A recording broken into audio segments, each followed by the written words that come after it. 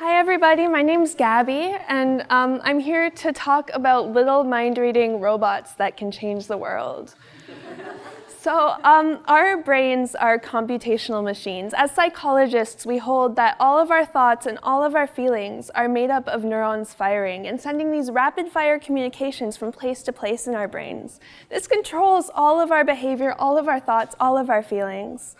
Our brains aren't so different from computers. Let's take a smartphone as an example. There's a lot that our brain and a smartphone have in common. Our brains integrate senses from our vision, our smell, our sense of touch, and a ton of other senses. Our smartphones have light sensors, they have a touch screen, they have Wi-Fi, and they even have a microphone for when we occasionally make a phone call. Our brains also communicate in circuits, just like electronics do. Our neurons have electrical signals that they send to communicate different information, and so do our smartphones. With this information, we can make decisions, and our smartphones make decisions too. When you click on Snapchat, it can open Snapchat. That's a decision. But there's a key difference between us and computers. Computers don't have that special something. But we have to remember that computers have a lot of advantages over us as well. They're much better at math. They're fast. They're efficient. If something breaks in a computer, you can just replace the part. So there must be a way to combine the benefits of computers with the benefits of our brains. So introducing brain-computer interfaces. So brain-computer interfaces, or BCIs, are quickly becoming household items, not yet, but soon. You can get a Muse headband, for example, that can actually read your brain activity and integrate with an app on your phone that can read your brainwaves and give you neurofeedback. There's research that goes into video games with brain-computer interfaces, and actually the first ones are going to be hitting the shelves soon. This October was the first ever Cybathlon, which is actually an Olympics for brain-computer interfaces. People with paralysis and their teams of scientists actually controlled different prosthetics and video games in a whole series of athletic events. So what is a BCI really? It has three parts. We have the brain, obviously. Then we have a computer. The computer can be a phone, it can be a robot, it can be a prosthetic, it can even be a video game simulation. And then we have the interface between the two. So the interface is made up of two parts. We have the actual thing that reads the brainwaves, and then we have a computer that's a long string of code that can interpret this brain activity. That's me in an EEG cap, and EEG is actually one of the most popular ways to do this right now. So I think something, that makes the computer do something. I react to the computer doing something. I think something again. The computer does more things. And now we have a continuous interface between a person and a machine.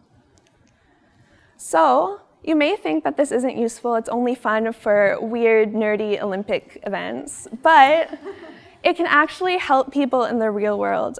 This is a brain scan of somebody who had a stroke. A stroke happens when blood supply or oxygen supply is cut off from a part of the brain, and much of that area of the brain actually dies. And one of the biggest problems for people who have had stroke is motor rehabilitation. So there's motor weakness a lot of the time when somebody has a stroke, and the way that they're rehabilitated is by practicing doing the movement over and over and over again to rebuild the connections between the motor areas of their brain and everything else. This is really expensive, really time-consuming, because you have to actually work with a physiotherapist who has to come into your home and do these exercises hour after hour after hour with you.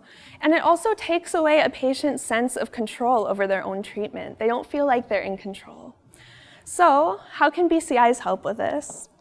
Well, there's this really cool research that shows when you imagine moving a limb, it activates the same areas of the brain that are activated when you're actually moving that limb. So when you're activating an area of the brain with movement, you can still rebuild those neural connections without actually moving. So for example, if somebody with stroke imagines moving their finger, they can activate the motor areas for their finger, which in turn makes those connections stronger. So BCIs can facilitate this sort of motor imagery. So how does this work? Imagine you're sitting in a room across from you is a robot.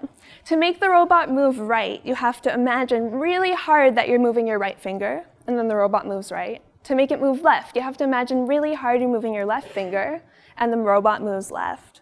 When you do a good job, the robot moves, you get positive feedback, and there have even been obstacle courses set up for people to drive their robots through to practice this rehabilitation. This allows patients to take a bunch of their own rehabilitation into their own homes and actually be in control of their recovery. It makes recovery faster, cheaper, and you need a lot less time with a physiotherapist. So what am I trying to get at here? Mind-reading robots, BCIs, will change lives. From video games that can read your mind, to a headset that you can bring home and use to control the coffee maker when you wake up in the morning, to mind-controlled wheelchairs and prosthetics and devices that help people with paralysis communicate with their family and friends and loved ones, to the stroke robots that we talked about that help people rehabilitate their motor function. Mind-reading robots will change people's lives. It's sort of like a hardware upgrade for your brain. And it's going to help us do bigger, better things and really give help to people who need it the most. Thank you.